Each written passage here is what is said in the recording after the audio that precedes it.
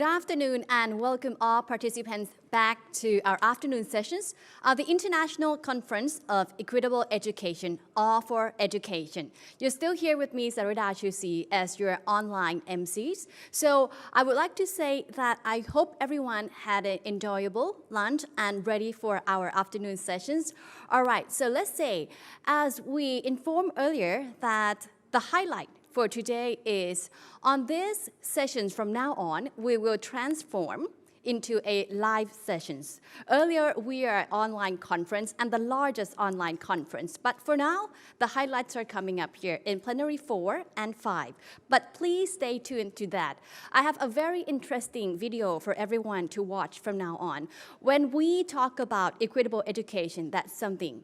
But if I say equitable education for the disadvantaged children and youth, what do you think about that? It is not something we've done for 1 or 2 years, but 40 years. So please enjoy the next video here, 40 years of works on promoting equity education for the disadvantaged children and youth.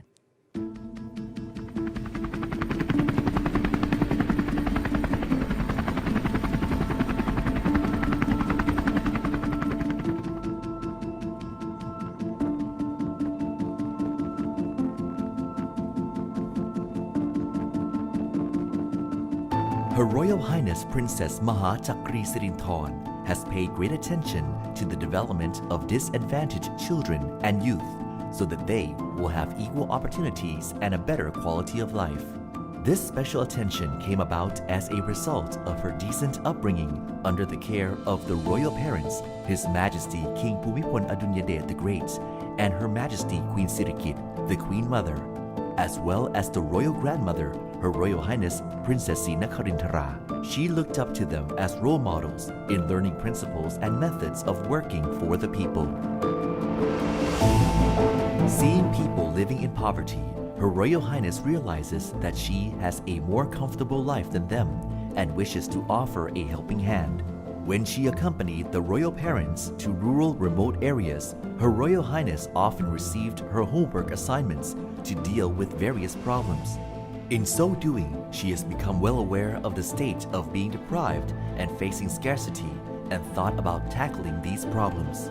That was the reason why Her Royal Highness has accumulated experience and collected relevant information before launching royal development projects.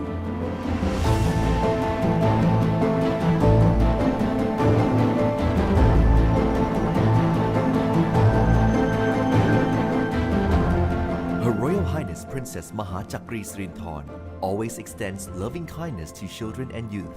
She found that many children and youth in disadvantaged remote areas suffered from malnutrition with poor health and lack of educational opportunities. Her Royal Highness then started with launching the Agriculture for School Lunch project on a trial basis in 1980 at 3 Border Patrol police schools in the western part of Thailand. At that time, many areas in the region were very far away and difficult to access. After 1-year operations, the project produced good results. Her Royal Highness decided to expand this project to other Border Patrol police schools across the country. The expansion led to the start of 8 royally initiated projects to enhance the quality of life in schools.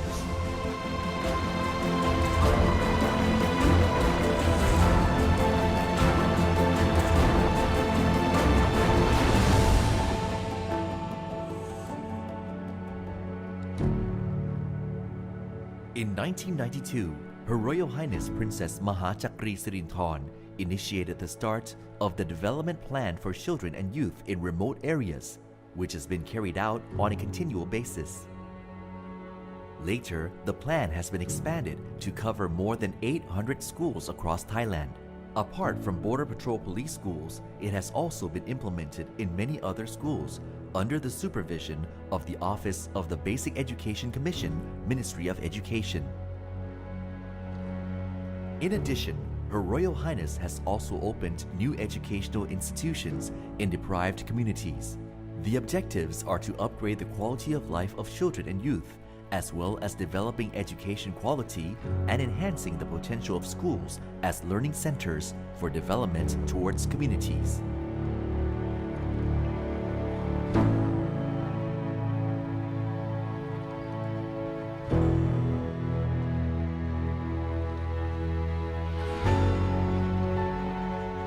Throughout 40 years of work to achieve education quality for poor and disadvantaged children and youth, Her Royal Highness has attached great importance to the use of schools as the base for several dimensions of development.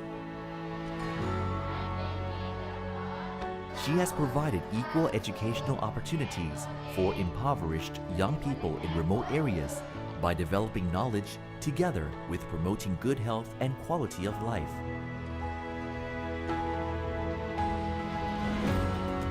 Aware of the need to develop education quality for disadvantaged children, Her Royal Highness has graciously granted scholarships to students under the royal sponsorship to provide them with opportunities for further studies at a higher level.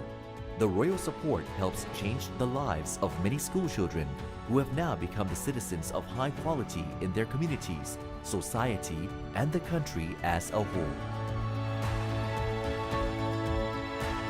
เป็นนักเรียนในพระราชานุเคราะห์เมื่อเป็นแล้วก็เป็นตลอดชีวิตเราเนี่ยก็คืออยู่โรงเรียนตชด.มาตั้งแต่เด็กๆได้รับความเมตตาจากพระองค์ท่านเหมือนกับทุกสิ่งทุกอย่างก็คือปลูกฝังเรามาตั้งแต่เด็กๆ After having graduated with a bachelor's degree in the field of communicative English from the University of Calcutta in India, Hayasanibu applied to be a teacher at a boarding school in her hometown in Songkhla province. She was entrusted with taking care of 10 categories of disadvantaged children, as well as children affected by unrest in the southern border provinces of Thailand. Because of her deep gratitude for the benevolence of Her Royal Highness, who selected her as one of the scholarship recipients to study in India under royal sponsorship, Miss Hayas decided to keep some amount she had received from the Royal Scholarship Program. She returned it to Her Royal Highness so that the money would be granted to the next group of students under the royal sponsorship. The royal initiatives of Her Royal Highness Princess Mahachakri Sirinthorn are well balanced and inclusive. Her Royal Highness places importance on the group of people who have impacts on the learning of children and youth. She is concerned about the quality of life and living conditions of teachers, especially those in small schools who are facing difficulties in teaching management. The problem is caused by an inadequate number of teachers because of their frequent transfer to other places. It also leads to the lack of continuity and thus resulting in students being unable to read and write. Their academic performance is also low. Her Royal Highness helps ease the shortage of teachers. With her royal initiatives, teaching and learning media have been introduced in the forms of older students helping younger students and friends helping friends. School children from different classes may study together. In so doing, more students can read and write. In times of crisis, when students and teachers in distant areas do not yet have access to teaching and learning technology, Her Royal Highness has introduced the distribution of royal aid packages for education to schools that first need to open and manage teaching and learning for students. The program is carried out by the Fund for the Development of Children and Youth in Remote Areas in the fight against the COVID-19 pandemic. Her Royal Highness realizes that literacy is the starting point of opportunities for the development of children's quality of life. The program will provide teaching aids for teachers and helps boost their morale so that they will be able to work with greater efficiency. Aware of the importance of quality teachers in building quality human resources, Her Royal Highness has promoted the development of teachers, aiming for developing education quality. She graciously grants scholarships to teacher education students who will develop children and youth in their hometown after their graduation. พระองค์ท่านที่เดินปั๊บเนี่ยท่านจะเด็กเชื่อจดมาเลยว่าแล้วตรงไหนที่มีปัญหาหรืออะไรต่างๆก็มาถกเถียงหรือว่ามาคุยกันในนี้จะแก้ปัญหายังไงให้หน่วยงานการว่าจะช่วยหรือว่าใครรับผิดชอบตรงนี้ช่วยหน่อยคือพระองค์ติดตามงานทุกเรื่องที่พระองค์ได้ผ่านสายตามา เสด็จรอบแรกปั๊บเนี่ยแล้วพระองค์เนี่ยก็จะถามตลอดเลยว่าเรื่องนั้นเป็นยังไงแล้วเสร็จหรือยังแก้ปัญหาได้ยัง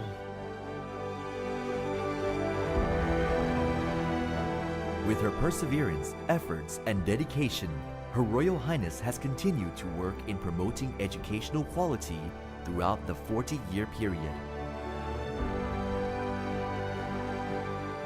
All Thai people can feel that Her Royal Highness always puts her heart into everything she does.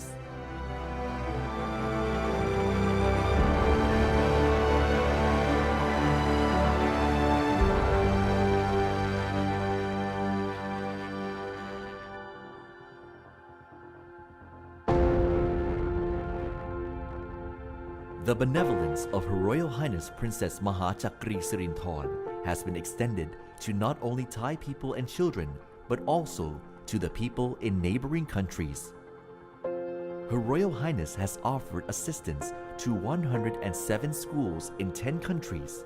She intends to develop the people's quality of life through royal initiatives so that they will have good health and better living conditions. Her Royal Highness has worked devotedly for the benefit of the people. Her achievements are evident, and they have been admired and recognized by the world community, especially her assistance for disadvantaged children and youth.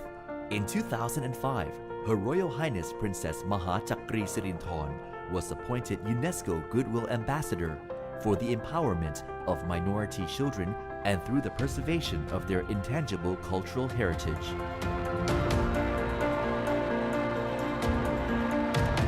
Later in 2018, the United Nations Children's Fund, or UNICEF, presented a Lifetime Achievement Award to Her Royal Highness for her significant contributions for improving the lives of children in Thailand, especially the most disadvantaged.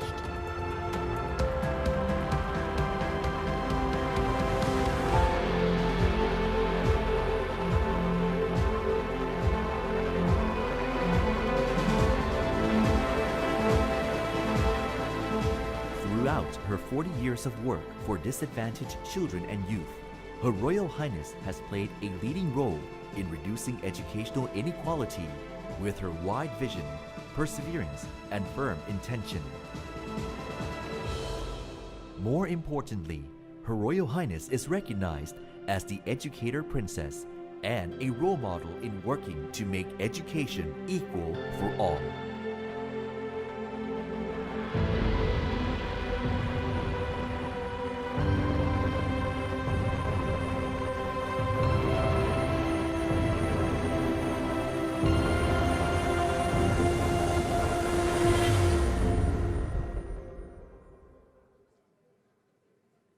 And that is 40 years of work on promoting equity in education for the disadvantaged children and youth from Her Royal Highness Princess Mahachakri Sirinthorn there. We Thai people, we have to say that we are so lucky to be here in the Kingdom of Thailand.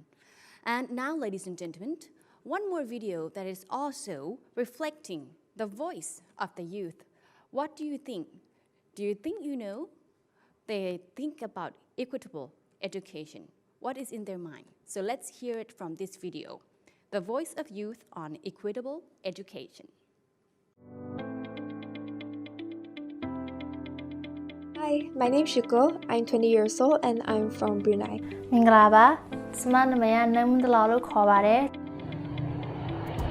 สวัสดีค่ะชื่อนางสาวโอบุคคลไร้สัญชาติคณะสังคมสงเคราะห์ศาสตร์มหาวิทยาลัยธรรมศาสตร์ชั้นปีที่ 1 ค่ะ สวัสดีครับ AFE นะครับนักเรียนทุนวัตกรรมสายอาชีพรุ่นที่ 1 ครับ Hello everyone, my name is Chang and currently I'm studying at Le Credon Secondary School in Lao Cai Province, Vietnam. Hello everyone, my name is Gian and I am a student from Le Credon Secondary School, which is located in Lao Cai Province in Vietnam. Hi, I'm Troy from China. Assalamualaikum warahmatullahi wabarakatuh. How do you do? My name is Vachana. I'm studying in grade 12 in Hong San Lipi High School.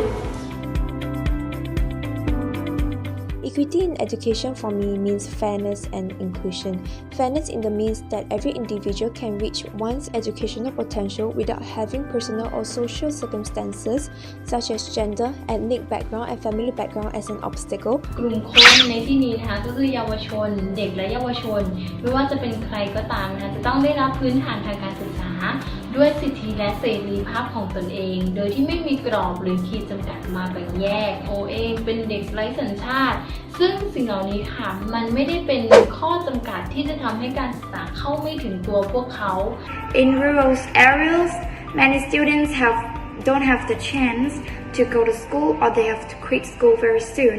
With many female students, they have to put off their learning process and get married at a very young age. ความเสมอภาคทางการศึกษาก็คือสิทธิเทียบเท่าระหว่างผู้ชายและแม่หญิงซึ่งว่าการศึกษาเรียนเพื่อซอกหูซอกความก้าวหน้าของตัวเขาเองแต่ก่อนพ่อแม่จะบ่ส่งเสริมให้แม่หญิงได้เข้าเรียนหรือเรียนหนังสือจะให้แต่ผู้ชายเรียนแต่มาถึงปัจจุบันนี้ก็ได้มีการพัฒนาบุกบืนให้แม่หญิงได้เรียนหนังสือเทียบเท่ากับผู้ชาย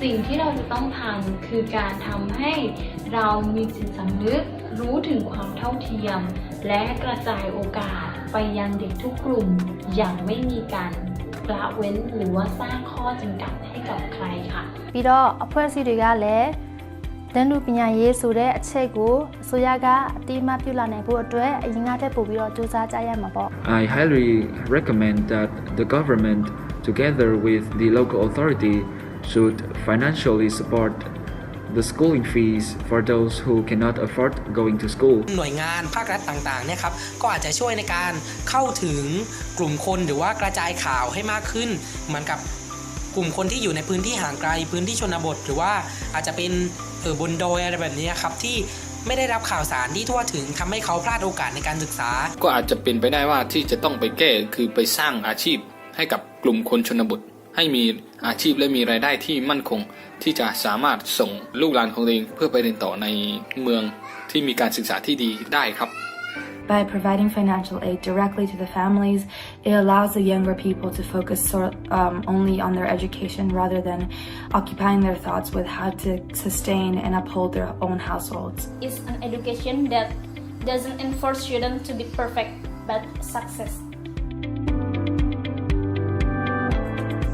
An education system that doesn't decide a particular intelligence of a student, but instead gives the student a choice to pick what stream they would like to pursue and what supports them the best. An ideal education system for me is being inside the classroom without the feeling of being outcasted due to unfair treatments to students. Like the teachers, always in favor to those intelligent students than to those students who really need their attention and help.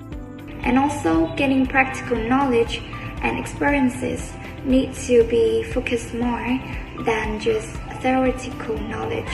By using and maybe utilizing the resources on the internet, the software program, and that technology, we can provide individual what to learn, what they want to learn for their future. In my ideal education system, I see a school and a system where they encourage students to love to learn. Instead of being fed information and having to memorize all that, it's better to teach children the amazing thing of learning.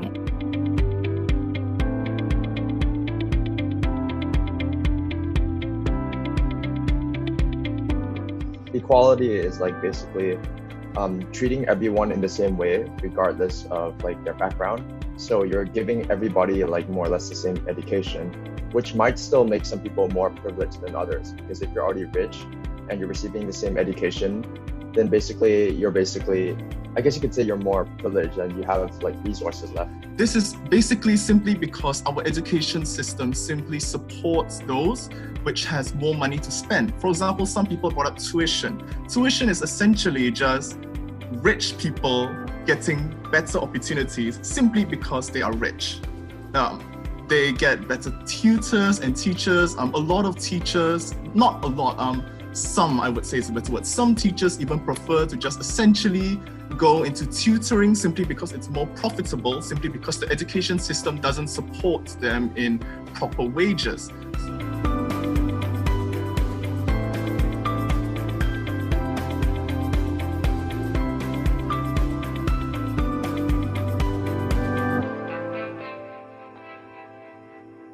I realized how amazing it is to have the ability to think for myself and to have so much hunger and eager to learn. And I think that all students have the right to be provided with that kind of amazing environment. ပြီးတော့ကျောင်းမတက်နိုင်တဲ့ကလေးတွေကိုလည်းကျောင်းတက်လာနိုင်အောင်ဘယ်လိုလုပ်ရမလဲဆိုတာတွေကိုနည်းလမ်းတွေစောင့်ပေးရမယ်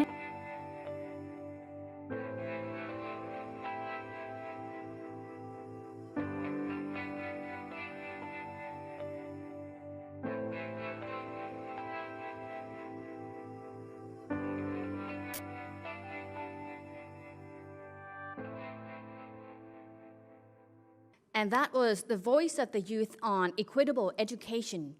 Now, what do you think about that? Some may be surprised what they think. Well, our next sessions here, we're taking everyone to the Plenary 4, where we're going to have a live session up here on stage on the topic of Global Network on Equitable Education. So please, you may now begin. Thank you. Thank you so much. Welcome to Plenary 4. This is on Equitable Education Alliance. My name is Ichiro Miyazawa. I'm from UNESCO Bangkok office, and we have a special speaker today, Dr. Spakon Buasai, Managing Director from EEF. Welcome, Dr. Buasai. Thank you so much for joining me.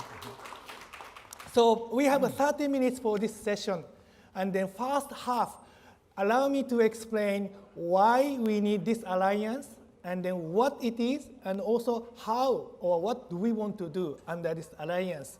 And then next half, I would like to request Mr. Buasai to share his vision for the next 10-20 years based on his rich experiences.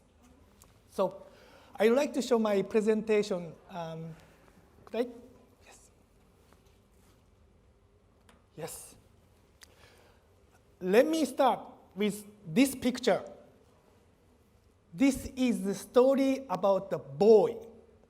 His name is Hassan, 11 years old.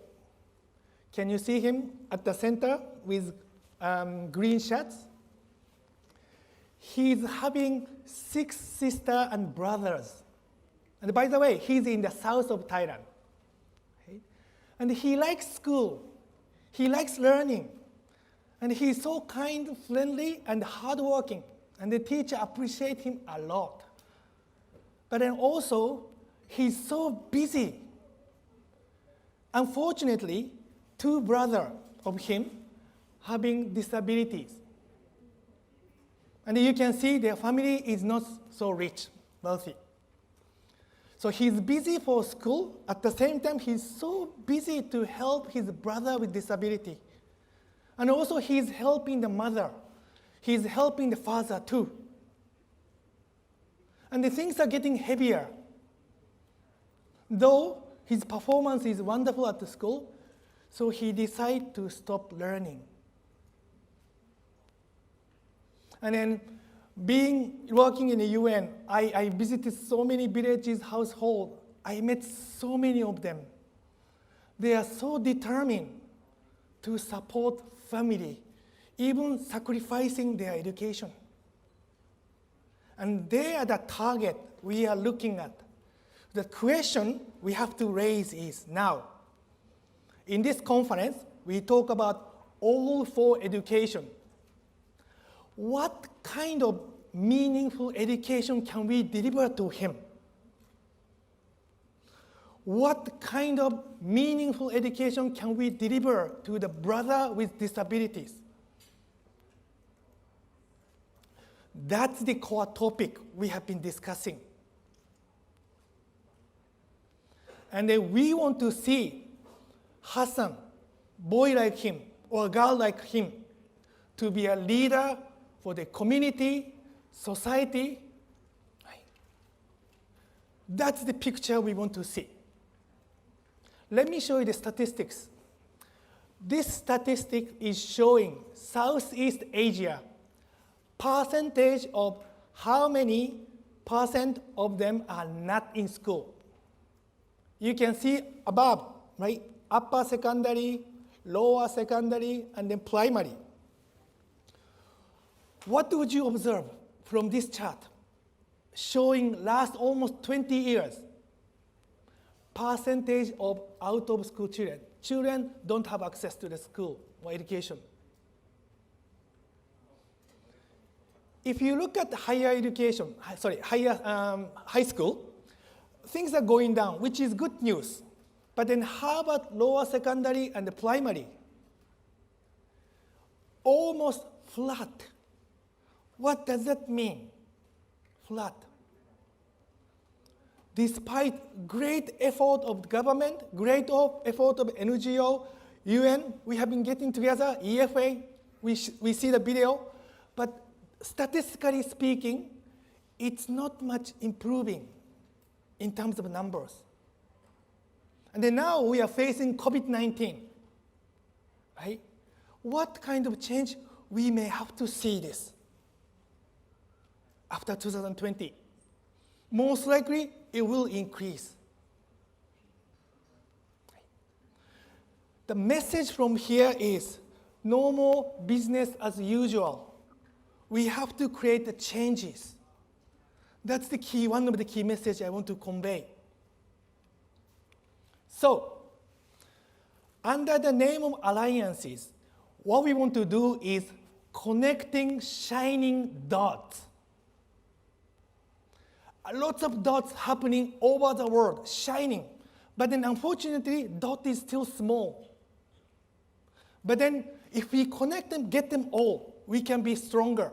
So that's the intention of alliance. And we want to call community of practitioners. Community of the people who take action, making changes. And the leader is EEF. For this aspect, we want to look at 4 aspects actually. Number 1, let us look at legal framework. Policy planning is important, but not strong enough. Let's create a law. Let's create education law, constitute or act. And then after creating a decision, strong decision, let's make sure the budget is allocated sustainably. Project, important, but then also more important is we have to come up with a good system, right? Continuously supporting children like them. And then if the budget is small, let's come up with some innovations through partnership. Number 3, delivery mechanism. This is about actions. Yes, decision was made, resources ensured, then action. How we want to deliver this. Right? This one, of course, including area-based education, teacher education, ICT, digital, content, lots of things here. Right? And then finally, data, info, and impact, monitoring. Right? I work 10 countries, 25 years.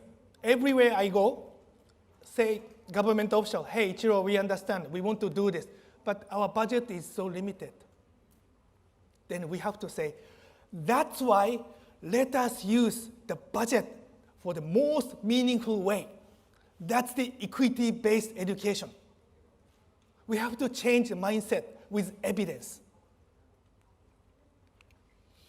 Yes, and so far, last 6 months, we have been preparing for these alliances. And fortunately, 9 countries, we communicated getting their knowledges. Because equity is not for only accessibility, equity is everywhere. Learning achievement. Right? Maybe if you hear the conference yesterday, today, you hear lots of issues in my country, Japan. You hear lots of issues in Korea, even Finland. They are supposed to be super educational country, but then they have a lot of issues in terms of equities. So let's learn. Again, connecting dots, shining dot. That's something we want to do. And plus, we have international agencies, OECD, GPE, UNICEF, UNESCO, and then lots of NGOs agreeing with us. So, tentatively, we look at some action for the future under this alliance. Number one, knowledge accumulation and exchanges. Very important. Two, advocacy communication. Knowledge is one thing, but advocate, disseminate, totally different thing. And then I need your power, mass media too. Number three, partnership building. Four, provide technical support to promote equitable education. Right now, in my view, Thailand is shining star, creating equitable education fund. And I'm sure it's very inspirational to many countries. And then I hope that other countries are inspired and they start to create similar agency under government or even private, any consortium. So that's something we want to see. And then now, some activities already gone, and then we started to create a platform, knowledge accumulation, website, creating video compilation, right? Because nowadays, how to communicate is totally different, right? Through video, it's more easy and powerful. And then also we create lots of resources in case that Lao government official, they want to know how to create law, education law on equitability. Or if we want to train teachers, we need resources. So we want to make all packages, like a department store, like this. And then maybe I hope you enjoy some videos yesterday, today, through these conferences. Yes, as I said, communication, the way to communicate totally different, right? Well, showing 5 minutes video to explain much easier than give you 100 pages document, right? And as an entry, anyway, video. That's something we want to do. And of course, thanks to the technologies, it's easier and easier to get connected, communicate. And then more often, we want to create this kind of seminar and the conferences. So that's roughly all about alliances and why we need this and what it is and also how we want to proceed. Yes, thank you so much for your attention. Then I would like to ask Mr. Spakom to share some visions and also your dreams next 10 years. Thank you, Ichiro. Maybe it's not a big vision. Actually, it's just my personal dream. But I think our audience can have their own visions. And while listening to us, while watching these sessions, you can develop your own dream along with us. Ichiro just pulled my leg to come up joining this session with him just an hour ago. But I cannot resist his request to come up with him, and he just told me just to share with the audience what would be some possibilities in the next 5 or 10 years. And so I think one reason I cannot say no is because I think the EAF, the Thailand's Equitable Education Fund, is not only for Thailand. We would like to share.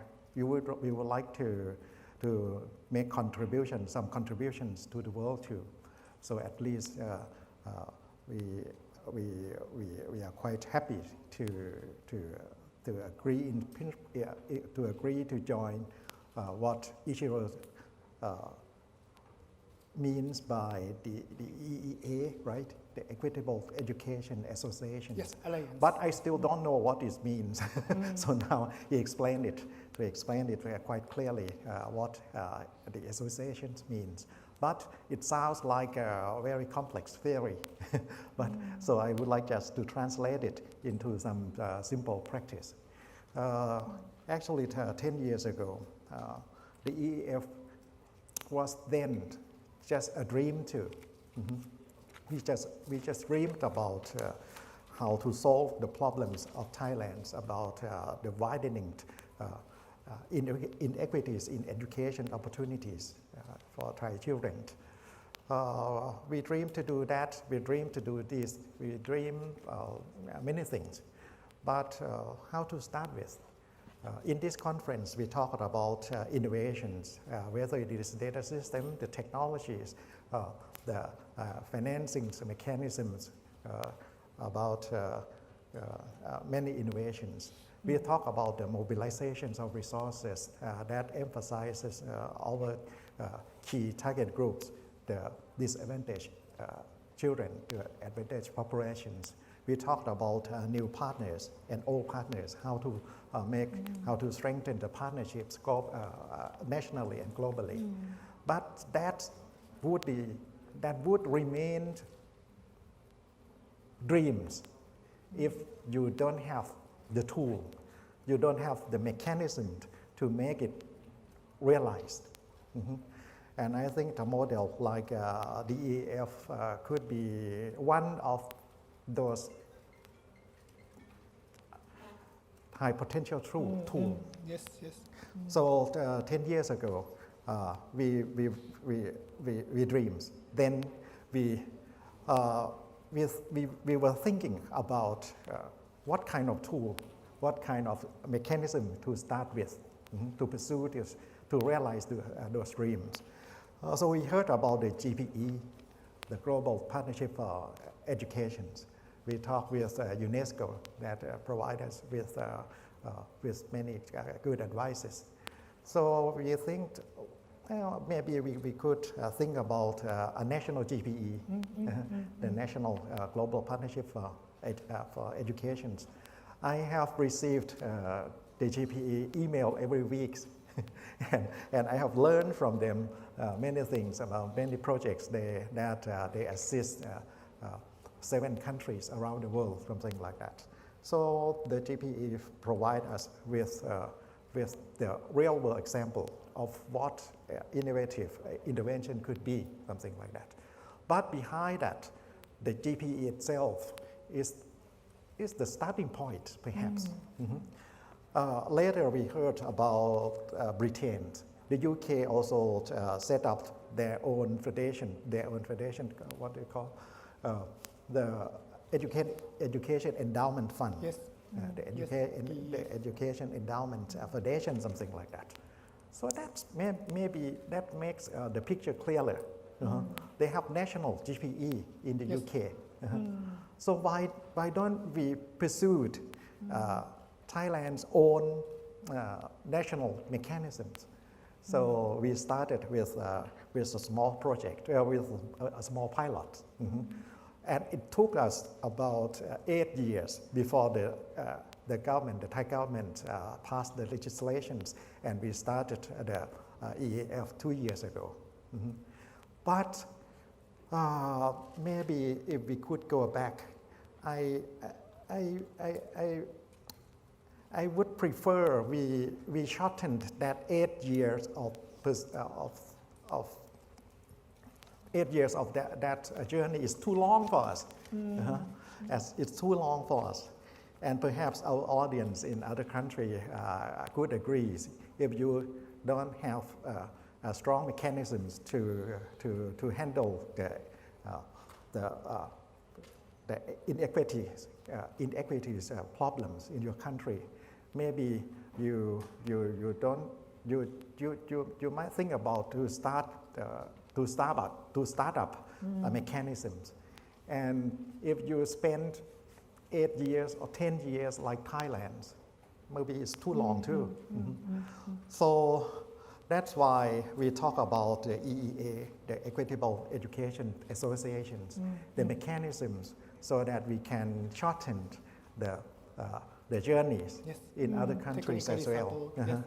So if we form an association, if we form an alliance of countries that have promising model or good models and share those informations systematically and distribute those advice to our friends, our international friends in other countries, maybe in the next 3 or 5 years, we could see newly emerging EEF-like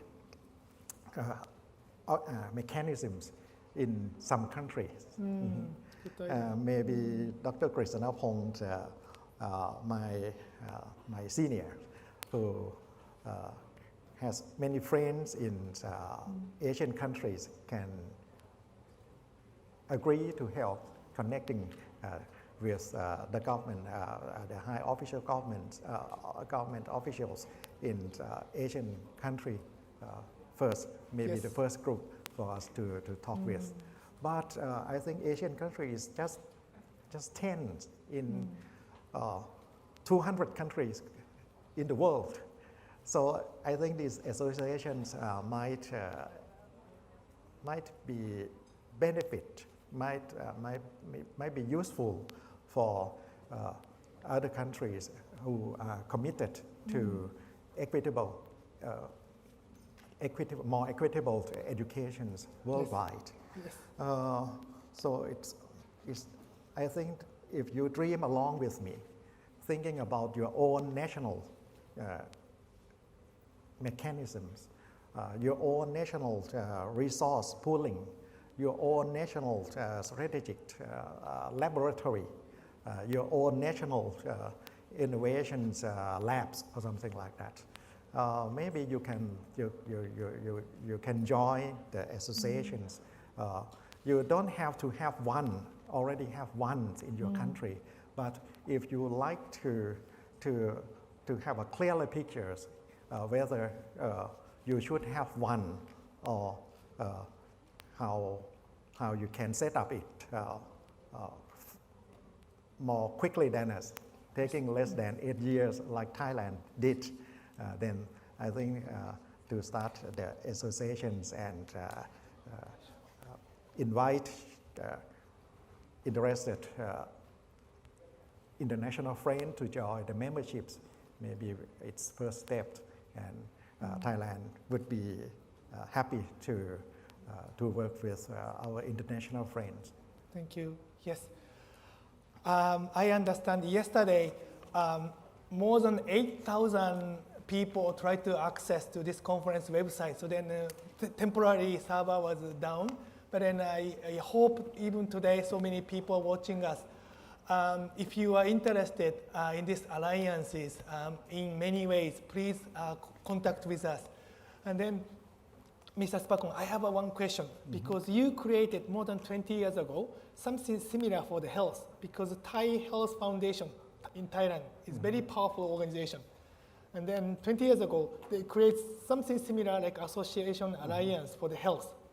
And then it has been sustained long time and then getting stronger and stronger. And if you can tell us some important factors to keep sometime, this kind of association alliances from your experience. Yeah. This question of yours makes me feel old. So, sorry. Should I talk about the 20 years history? 20 years ago, to share with you just briefly, we started a new organization in Thailand, and that's called the Health Promotion Foundations, the Thai Health Promotion Foundations, or Thai Health in short. Thai Health is a nickname, and we just followed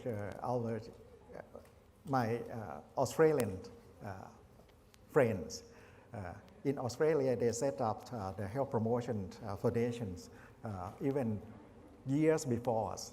The first of the world is in the state of Victoria, and they call it Vic Health, the Victorian Health Promotion Foundations.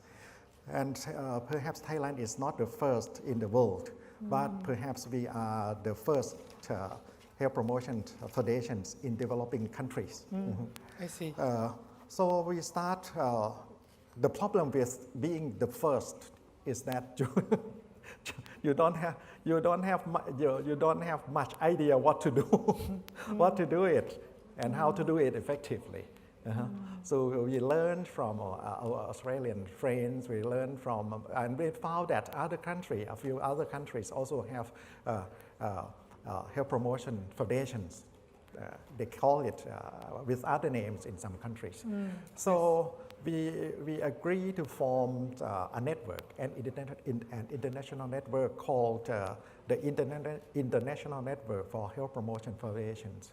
And we just started it with basic expectations to have technical transfer. What can some country do, and it's very effective, and we learn from that. But later we found that to have more friends at the international level, at the organization level, maybe we can have the health promotion foundations in other countries. And if the more we have these kinds of organizations, the richer knowledge we can learn from each other, and it makes us do things and grow up faster. Yes. So we formed the international network I think in 2000, in the year 2000, and 10 years after that, to my recall, we managed to support other countries in Asia, about 5 or 6, to set up their own health promotion foundations. I think maybe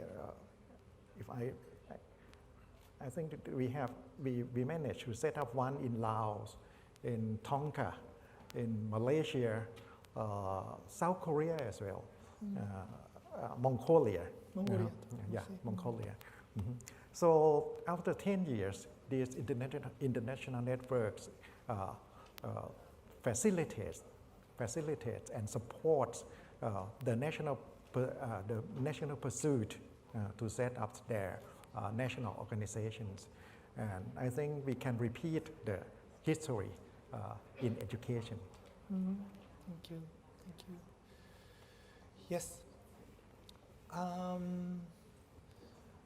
I wonder if you have any questions from press side.